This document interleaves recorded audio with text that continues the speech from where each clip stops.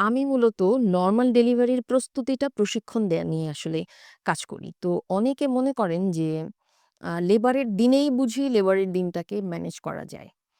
আসলে কিন্তু না। লেবারের দিনটাকে যদি আপনি ম্যানেজ করতে চান, তাহলে এই প্রস্তুতিটা কিন্তু শুরু হয় প্রেগন্যান্সির শুরু থেকে। একটা মায়ের খাওয়া, ঘুম, চিন্তা, চলাফেরা সমস্ত কিছু কিন্তু নিয়ন্ত্রণ করে এই লেবারের দিনটা কেমন হবে।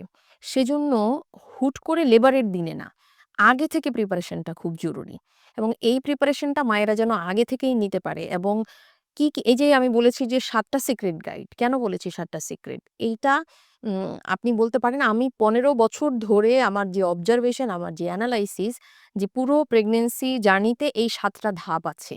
একদম শুরু থেকে শুরু করে।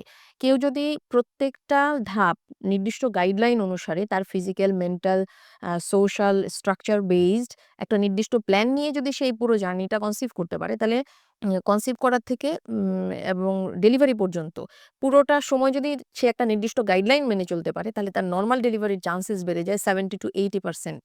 সো নরমাল ডেলিভারির ৭ টি সিক্রেট গাইড আ কেউ যদি আগে থেকে মনে করে যে লেবার ডেটা আমি ম্যানেজ করতে চাই, ন্যাচারাল পেইনটাকেই আমি ম্যানেজ করতে চাই, তাহলে তার জন্য খুবই উপকারী হতে পারে।